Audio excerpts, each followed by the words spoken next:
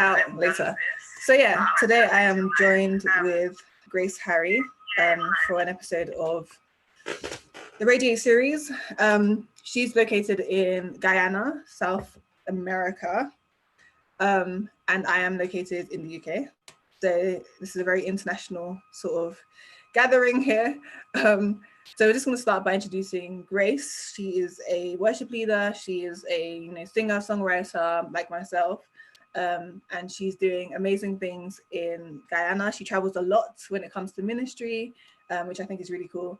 And yeah, she'll tell you a bit about herself as we go through this conversation. So as you can see by the title, this is going to be a conversation about, this is going to be a continuation of the Radiate series, which is, I found it to basically encourage people in their pursuit of their calling and to help them to deal with the different obstacles that they may encounter during that me and a lot of other people can relate to. So today we're going to be talking about having an identity crisis, which I know a lot of Christians can actually relate to when it comes to ministry and things like that.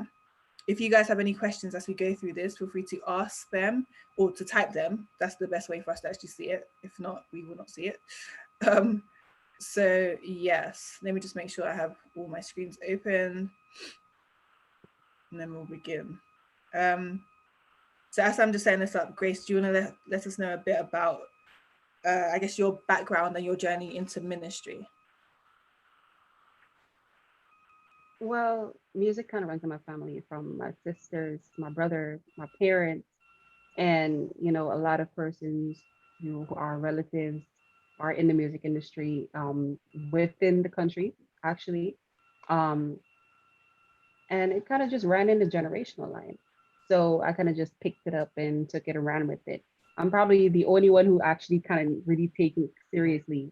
And, because persons think that, okay, music is not a career and music is not something that you should pursue on a long term. It's just a hobby.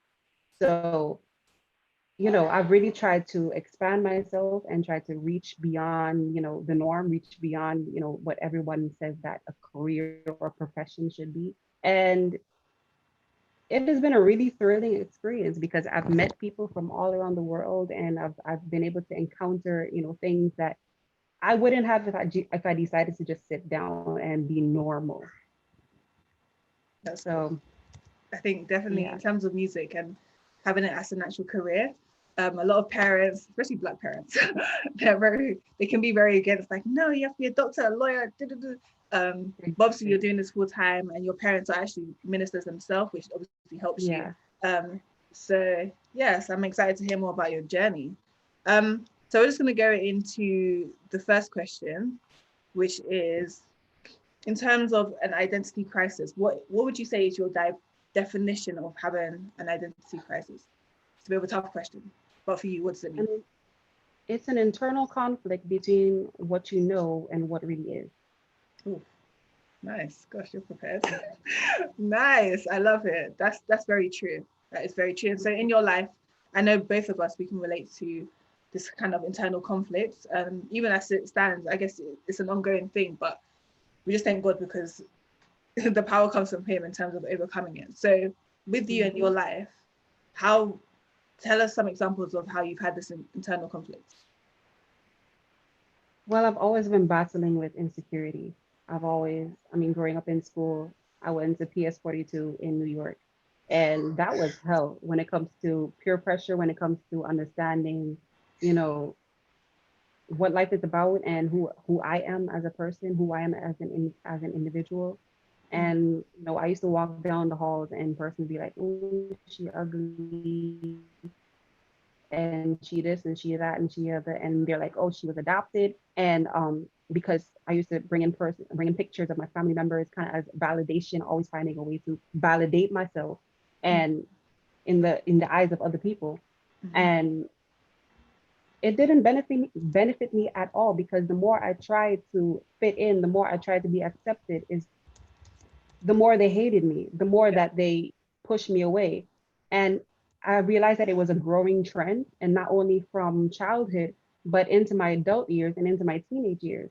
So even going to high school and always fighting to fit in, I never took the time to actually love myself. I never took the time to actually analyze that hey, I'm not who these people think I am. I'm not who they say that I am.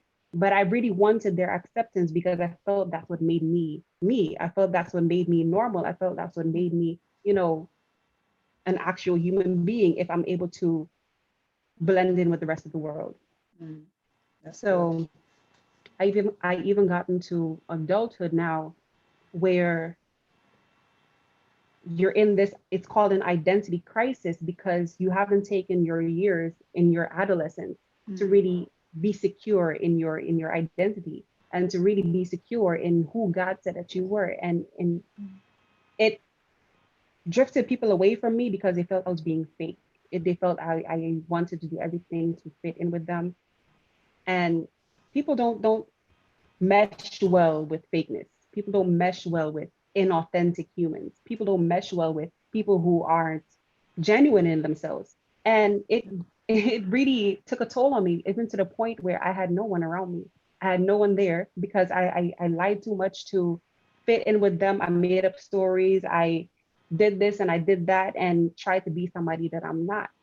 But I had to get to the point where I'm like, I want better for myself because I built myself into depression. I mm, built myself into isolation. I built myself into this phase where I felt like my life was worthless. I had already messed up too much to even be able to fix it mm, because nobody wants to be seen with me. Nobody wants to talk to me. Nobody wants to be around me. yeah. Everyone is like, oh, that girl does a lot of drama. I don't want to be around her. And, really digging myself into a deeper hole. And the more I run from myself is the more turmoil and the more problems that I face Mm, until I get to the point where I have to accept, hey, I did this wrong. I did that wrong. I shouldn't have done this. I have to get to the root mm, and deal with it from the root.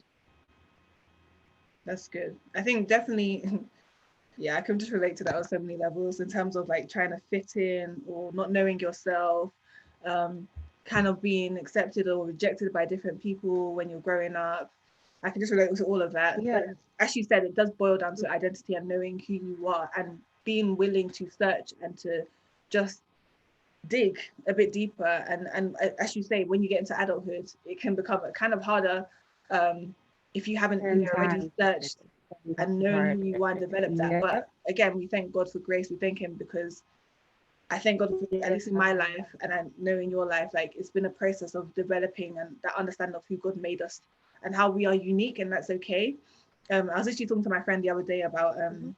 the fact that sometimes you have this kind of desire to belong or to fit in, but I think God is really calling us out, especially as Christians, to shine and be Understand. different and to Yeah. be set apart. That's what it Like means. shining. We're called to be Absolutely. holy. Mhm. Sorry, yeah. So I think I definitely relate to your story, and kind of just going into then practical tips. How have you been developing that, or kind of shifting away from the identity crisis? How have you been learning to love yourself for who you are? Yeah, I just had to come to the moment where I decided I want to change. Mm, I said I wanted to change. I've always told people that I want to change, and I kind of, gave lackadaisical effort in doing it. But I had to really, you know, I had to reach out first of all. And someone, my mentor, mm, told me that your identity is grounded within Christ. It's not grounded within what other people say that you are, not grounded within who you think you are, but yeah. who God said that you are. It's the source. Stop looking at a source or searching for sources and connect to the source. That's good. So, as Christ being the source, you have to build a relationship with Him. You have Yeah. to get to know what He wants, get to know His desires and whatever it is that He wants you to do, and Mm, allow Him to mold you into who He wants you to be. that's really good. That's oof. Yeah. Know this source. I think, yeah. Honestly, I think again, as human beings, we can tend to want to get answers from different people, or just like look to the world for answers and to the world to tell us who we are. But really and truly, God made us. We are created by the creators, and so if we want to learn who we are, we need to go to the person that made us, basically, and that is going to the source, which is God, and seeking Him. And I think again for me, the more I got into the word, the more I got into the scriptures and what it says about who I've been made to be, who I've been made as, that's the more I've been free and the more I've understood who I was called to be, and actually understood my calling. And so going into callings now, what, I don't know, in terms of what now are you doing in terms of your calling and your purpose? What do you think that is, and what does that look like to you? Well, in terms of getting out of an identity crisis, I kind of built 3 steps. Okay. We kind of see it as step 1, which is connect to the source and not a source. Mm. Basically with the understanding of Jeremiah 1:5. Before I formed you, I knew you. And before you were birthed in the physical, I birthed you in the spirit. Mm. So you're kind of spirit before you were flesh. Mm. Your flesh is just a vessel. Because if you look back in Bible days, he Yeah. breathed life within Adam, which formed his flesh, but his spirit was within him. So Adam knew things in the spirit. He was connected with Christ in the spirit. But because of the fall, because of the entire things that happened at that time with the fruit, and it allowed him to open his eyes to the flesh, but he was already open-minded to the spirit because he was already spirit. So with that in mind, the devil tries to bring whatever situations in your life so that you can be more like him. You can be more like him. Planting seeds in your life to blind you so that you can't see the spirit self. You can't be in contact with your spirit self in your original order. Yeah. So Christ called us into his image and his likeness. So everything that he is, we are. Oh, I literally had that phrase today, actually, in terms of the fullness of God is within us. So like we feel like maybe we're partially saved, or we're a bit like God, but no, as it says that we are, the fullness of God is within us. So everything that Christ says that we are now. I think it's just a matter of us renewing our mind and becoming more and more like him, and to fall into that likeness of him. But he has equipped us with everything we need. And I think that's a very good example of like a spiritual way to just think about it and to view ourselves. But in terms of practical things you've done, what have you done practically to overcome this identity crisis? Get an accountability partner. Ooh. That's one thing. Get an accountability partner. One who feeds your potential, one who feeds your purpose. Yeah. One who knows you and knows Christ, not only, knows you, but knows Christ and has a relationship with him and can be able to guide you along with the principles that Christ has ordained for your life. That's good. I think, yeah, it's a game changer. having someone that, again, actually can see your potential too. I think for me, going from a very, very shy person, which is what I struggled with, to who I am now, it kind of took those people to see past my insecurities and all that rubbish, but to see who actually God has made me, and to see the talents and giftings that he's placed into me, and to speak life into my situation.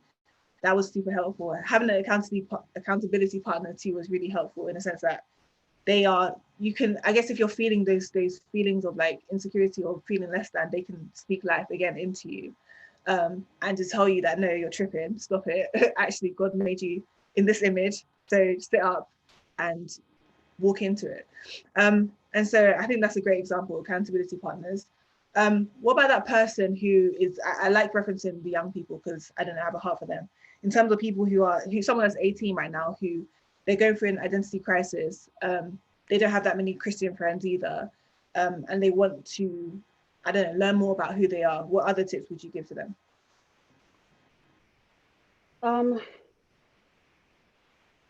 We all are aware of prayer and the powers of prayer and what prayer can do. So even though you might not have people around you who can be able to influence you in that way, connect with Christ. Because we are called to be connected to him. We are called to have a relationship with him. And you know how in a relationship with your boyfriend and your spouse and whatnot, you have to get to know that person. You got to communicate with that person. You have to know everything that makes them happy. You can't be in a relationship and it being a one-sided thing, them giving, and you just taking. It's a give and take. We have to give, and it's an equal share. So how you do that, a lot of people be like, okay, I can't do things within my flesh because I'm human. I hate that term, I'm only human. You're not only human, you're made up of 2 things, flesh and spirit. So your spirit now has to come in dominance. Your spirit has to come in dominance. Your righteousness is not out of your flesh, but out of your spirit. Righteousness deals with the condition of your heart and the condition of your mind. So you have to get to the point where you allow Christ to bring you into submission to your spirit. That's good. So perfection is possible, but within your spirit, Mm. because it is not I that liveth, but Christ that liveth within Mm. me. Oh, It is not I that Christ was the day Christ died. So yeah. walking with the knowledge of Galatians 2:20 Mm. That's good. You're takes preaching. you takes you to so many places. Honestly, it takes you very far Yeah. because you realize that there was no limitation. You realize that everything that you want to do, Christ has already said, okay, this is what I called you to do. And Mm. I have equipped you. I will enable you to do it. I will enable you to get it done. Mm. So That's you good. walk with that faith that it is not me, it is not my flesh, Mm. but that works through me. I think that's really good. And I was literally having a conversation today about knowing that Christ has already done it. We don't have to go through all of these situations. We don't have to go through fear. We don't have to go through bondage. We don't have to go through feeling insecure or anything like that, because Christ has already, what he accomplished on the cross is finished. Like, it's still in work. It is done. And so I think, again, having the faith, like you say, even as small as a mustard seed, it says it can move mountains. And so if you have that faith and you walk in that faith, you will start to see yourself in different ways. You will start to believe that, oh, actually, yes, I am something because Christ has called me to be something. Yeah. And so, And you don't have to be yeah. prophetic to get a word from God because we're Mm, called to communicate with Him. So, mm, while you build a relationship requires communication. He mm, communicates with you, He speaks to you. So mm, get to the point where you're zealous to hear from God. Get to the yeah. point where you really want to hear from God. You really want to connect with God. So He guides you into all truth. He guides you into all things that would benefit your life. So Mm, everything, every answer that you have, every question that you have, Christ has the answer. mm, Just get to the point where you be zealous for Christ. Get to the point where you really want to hear from Him and you seek Him. mm. That's So good. push for Yeah. it. Definitely. I definitely agree with that 100%. Yeah. And so moving on a bit. So in terms of, I know identity crisis kind of covers everything when it comes to fear or anything you can just be feeling that will inhibit you from fully pursuing your purpose. Yeah. So let's touch on shyness and fear. I know my story, but what is your kind of background when it comes to being a shy or fearful? Are you a naturally shy person? Are you an introvert? Like what are you? Always. Trust me. Right now, I am shaking in my boots. Oh, really? You can't tell. You actually can't I'm tell. So well done. honestly scared to death, but I allow Christ to build a boldness within me. I mean, even though I'm scared, I was about to tell you no the minute you contact me and ask me to come on here. I'm like, nope, not ready Really? for this. God, I'm not ready for this. Why are you doing this to me? Nope. But then He convicted me the most. I had this weird feeling in my stomach, like, nope, you're doing the wrong thing, Grace. Nope. Mm, So I decided to push through even through my fear, push through even through my own mental limitations because the devil can talk you out of things. yeah. So it's a matter of knowing the voice of God and being able to listen to that because my sheep knows my voice. Mm, So get to the point where even though you're shy, even though you're scared, even though you're worried mm, about how it's gonna make you look and all of that, even yeah. in your insecurity, you still gotta push through it. That's good. Wow. For me, from my perspective, I can't tell that you're shy. You're speaking with a lot of assertion. Is that the word? You're very assertive. Yeah, as you speak, and yeah, you can't tell. Like, you're not shaking in front of me, so I can't tell. But I think Yeah, it's you good. don't know what's going on inside of here. It's true. It's true. I can't see what's in your mind, but at least you're doing it. And I think that's the most important thing, to make sure that you're Absolutely. actually stepping out even when you're afraid, because those feelings of fear, it doesn't necessarily just disappear. Oh, I've done this 4,000. No, you have people who are big like celebrities or musicians. They every time they go on stage, they still get stage fright, but they're still doing it in spite of that fear. And I think for me, it really took me to just let go of that fear and be like, even though I'm scared, I'm still gonna do it. I'm still gonna, put out Absolutely. this content. I'm still gonna inspire other people, because as I said before in Pray live through stream, it. it's not Pray about how, through it. it's not really about how you feel. I mean, yes, your Hmm. feelings are definitely valid, but as a Christian, God has, your feelings really come down, like He cares, He loves you, but if He has a Exactly. calling for you and a purpose for you, that trumps anything you're feeling. And so you need to just step out of the boat. You need to be bold. You need to be brave, and knowing that God has equipped you and will allow you to be Absolutely. able to fulfill what he's called you to do, and not just allow you, but he will fulfill it through you. And so it's just a matter of you being that vessel, being willing, like you are being on here, and just doing it. Because yeah, there's so many people that die in the grave, and their regret is that, oh, I wish I did this, I wish I did that, oh, if only I had Exactly. done this, if only I had. No, you, Absolutely. while you are alive now, while you have breath in your lungs, there is Mm-hmm. something for you to be doing, and there's something that you're meant to be doing that also blesses other people. And so I think that's why I'm so driven when it comes to, you know, pushing different, you know, pushing out my content and pushing out things that help other people, because I know, and I've been there, and I've experienced feeling insecure and feeling fearful, but I know that it's not about me, it's not about how I feel. God is here. God has done so much for me. Why am I being quiet? Like, that's why I love the line of oh, what's his name? My Worship by Phil Thompson, Absolutely. when it says, I I love will that not song. be silent, I will always worship you. And so Mm-hmm. it's I like, will don't always be work. silent. Honestly, God has given you something to say. He's given you something to do. We all have a calling. We all have a purpose. And it's going to take you to speak out and to step out and to be You want to bold. sing So, it? pardon? You want to sing it? I'm good. I have a cover. I have two Yeah. covers on my channel. Girl, Not to come plug it. on. I'm Take good. that I'm spirit out good. and do it. I'm okay. But there's two good covers on my channel if you want to hear it. But yes, as I'm saying, Yeah, definitely, yeah. This is an act of worship. All of this is just worship to God. This is our absolutely. offering to Him. Mm-hmm. And so yeah, it's super. I'm just so passionate about pursuing calling and doing it well. So yeah, going back to you, I guess just to summarize, we're going to end very soon. In terms of obviously your journey, you've been on the journey now. You're a musician. You do a lot of traveling and stuff. So what's that like for you? Have you fully overcome, you know, feeling nervous on stage? Okay, so tell me about your ministry and what do you do right now? Well, I'm a part of a team called Generation of Prophetic Worship. So what pretty much we're a traveling worship team. And not only a worship team, but we have prophets, we have deliverance workers, we have ministers, we have pastors, we have Mhm. evangelists, we have um, persons in healing ministry. And Okay. we pretty much travel the nations carrying the gospel and Mm, not just performing, not just singing, that's not just ushering people in worship, but actually carrying through with deliverance.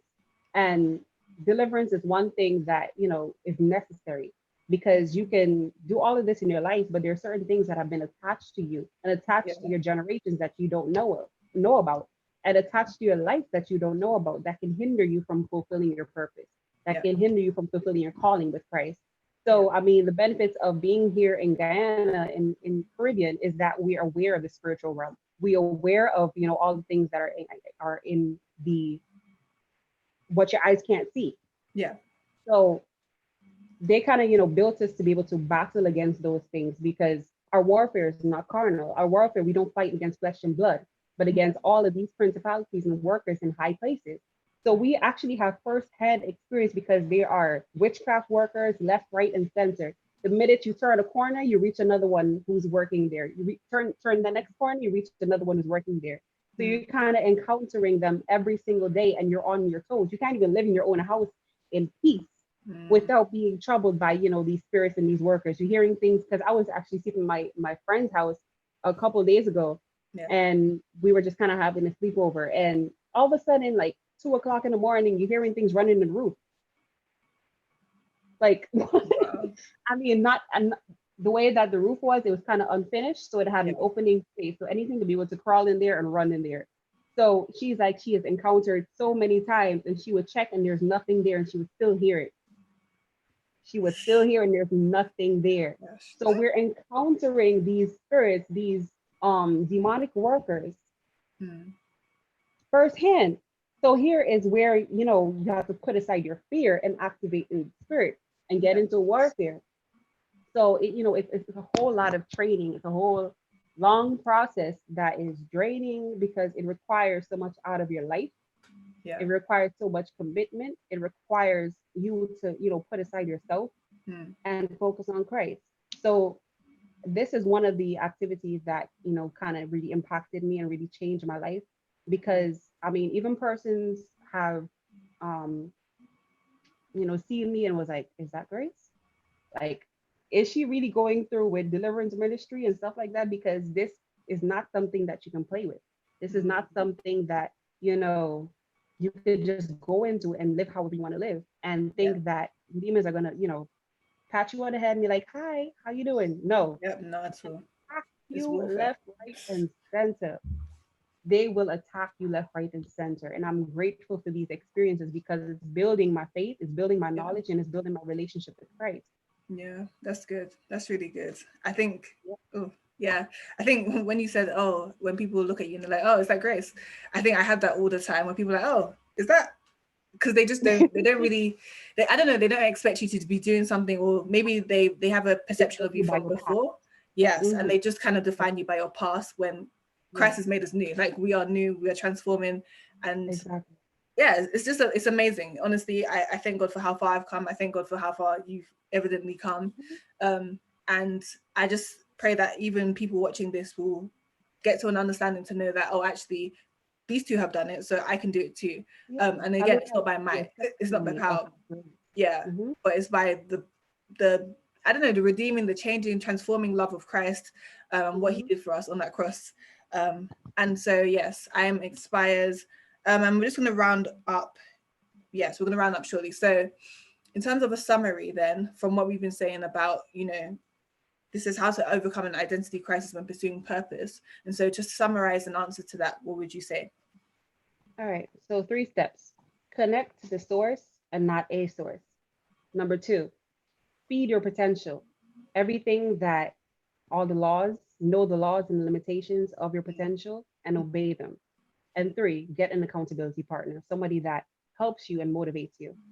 Mm, thank you. Very, very concise. I like it. And then for me, I would say, in terms of an identity crisis, definitely know what the Bible says about you in terms of your purpose, your calling, what you've been called to do, who you are. Just find scriptures, quote it, memorize it, meditate on it, and make sure that is from the inside out, you know that, and that it will help you Mm-hmm. to believe it too. I will also say, in terms of the fear aspect, know that all of those voices that you may hear, all of those things that you may hear, that is a lie. When it comes to fear, you don't have to feel that. The Bible says that we're set free. It says that we are. How many times did the Bible tell Joshua, or God tell Joshua, that he shouldn't be afraid, right? He should be bold. He should be courageous. And so I think we need to implement that in our own lives and know that you may still feel the feelings of being afraid, but you don't have to live a life in fear. You don't have to cower or give into that feeling, because again, it's a feeling. And so definitely know that you can do things boldly. You can step out even if you're afraid, even if you're shaking.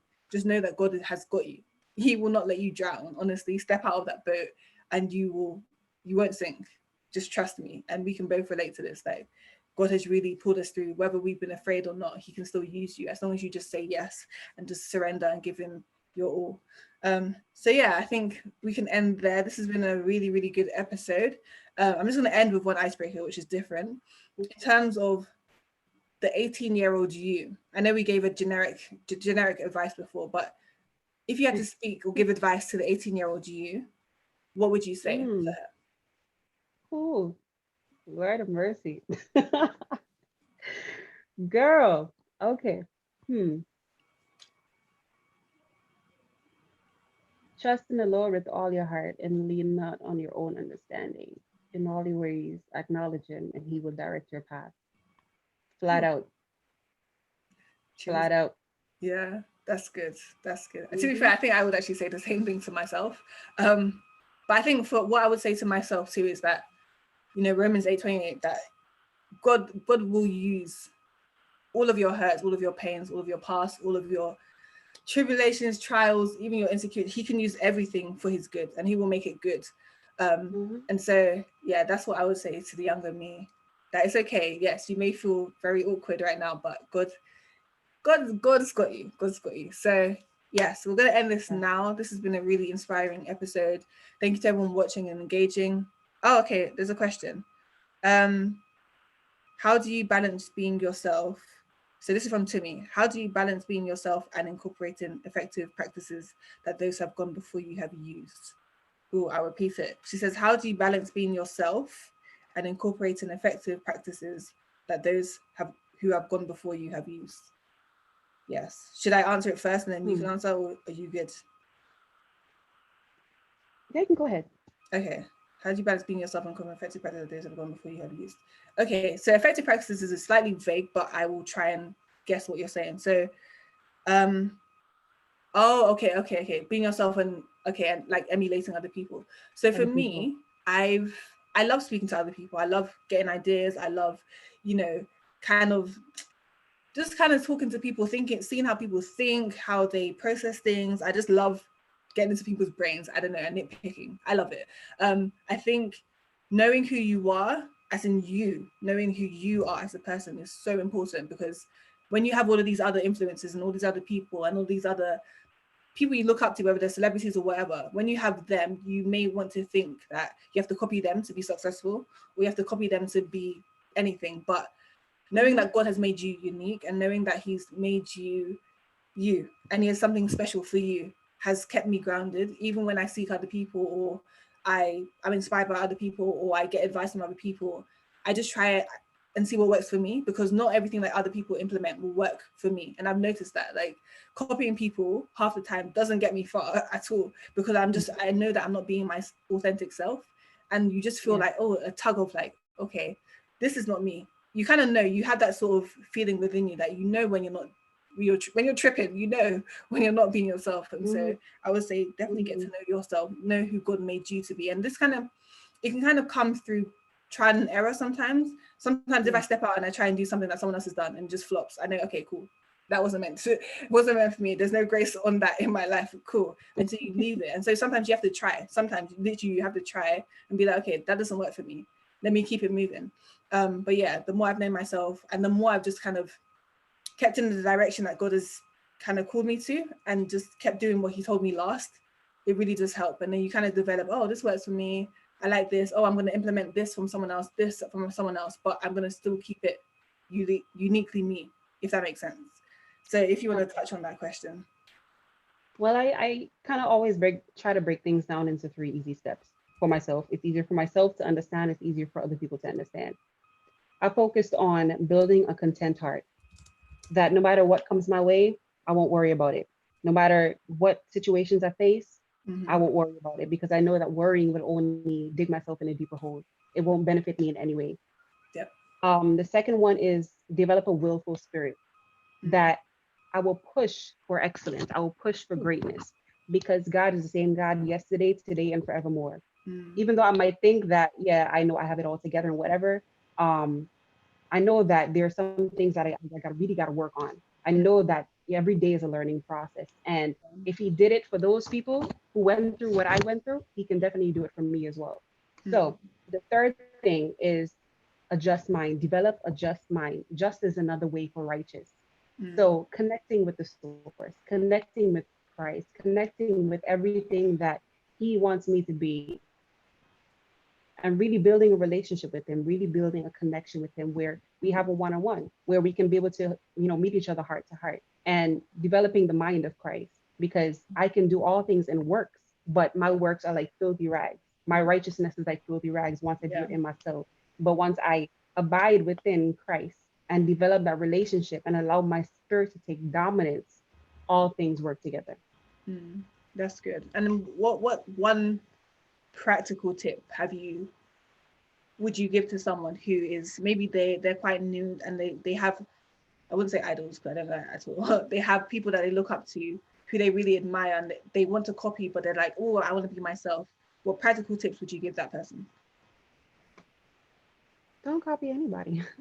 Don't try to be anybody. It does not benefit you in any way. Yes, you can get advice, you can get motivation, but always develop your own true self. Always develop your own true relationship, because you can't copy somebody else's relationship with Christ. You can't mimic somebody else's relationship with Christ. You're just only fooling yourself. So in that, build your own relationship with God, because he brings an authenticity, he brings a glow on you that nobody else can compare with. He brings a grace upon your life that nobody else can tamper with, that nothing anybody can say or do can be able to tamper with that, that whatever he calls into existence will happen, that whatever he says to you will work. That's good. They can't tamper with that. No, nothing they can do, nothing they can try, nothing the enemy tries to do can work. Yeah. it will not process. That's good. I think that's definitely true. Don't copy people. Yes, you can be inspired, as you say. I'm very So inspired by a just bunch of people. love yourself. Um, yes, you have to be yourself. That's You have to be yourself. We all have unique imprint, like fingerprints. That's how unique you are, and God knows you're unique, and He made you that way. So definitely, Girl, me I'm not a against people long, taking things from other people, but a long time to love me.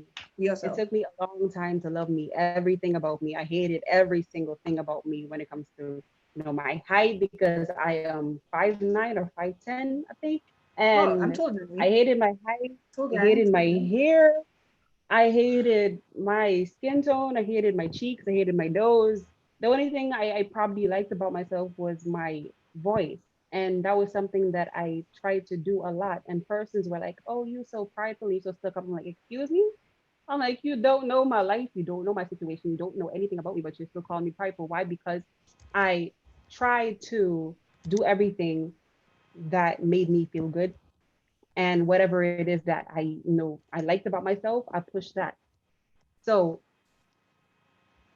but the thing is, understanding pride is a whole other thing, a whole other situation, a whole other, topic that we can probably cover in another time. But, Yeah. But yeah, no, I think it's good though. What you're saying about going back to copying and just loving yourself in your totality, loving everything about you. It's a struggle, definitely.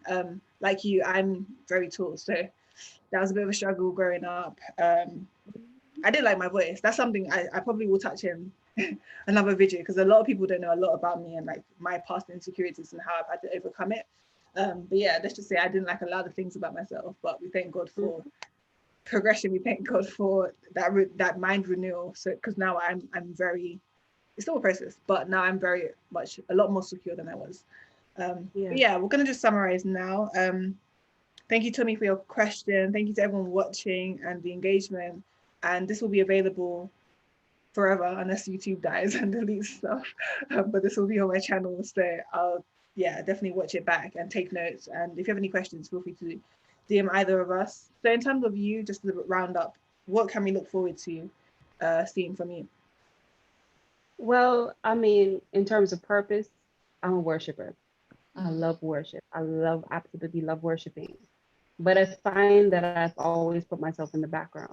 I find that I feel more comfortable in the background. But with this whole new perspective and tapping into your full potential and not just a part of it, there's so much more that God has placed within my life. And in terms of mentorship, and he's been sending persons my way so that I can be able to coach them. It's a new experience. It's something that I know he's processing me for. And I'm excited to see what comes out of it. I mean, this opportunity is something that I've been praying for over the past, few weeks, in order for God to build a boldness within me to be able to speak. Because persons have prophets and stuff have been coming to me and telling me you got to speak more, save your pretty little voice and speak more. But I'm like, me, I'm like, I hate speaking. I hate public speaking because I freeze up and I forget what I was supposed to say. And I clam up and, I don't want to embarrass myself or feel like, it could have been better. Or, the thoughts that come after you get off the call and you do Yeah. it. It's like, I could have done that. I could have said that. Oh, there was something I was supposed to say that I forgot and whatnot. But, just really getting past all of this and just knowing that it's a process and trusting the process. So if God is calling me to help people, if God is calling me to speak to people, I will avail myself to doing it, even though I know my weaknesses, even though I know that, hey, this is what I struggled with in the past. This is what, I'm going through right now. This is what I'm battling with. I will allow him to process me until I am his perfect and final product. It's a process. It will not work perfectly at the beginning. Things don't just happen overnight. It's a Yep. process, a continual investment. So I will continually invest in myself no matter what other people think or what other people say. I will push for greatness that Christ has called me to be.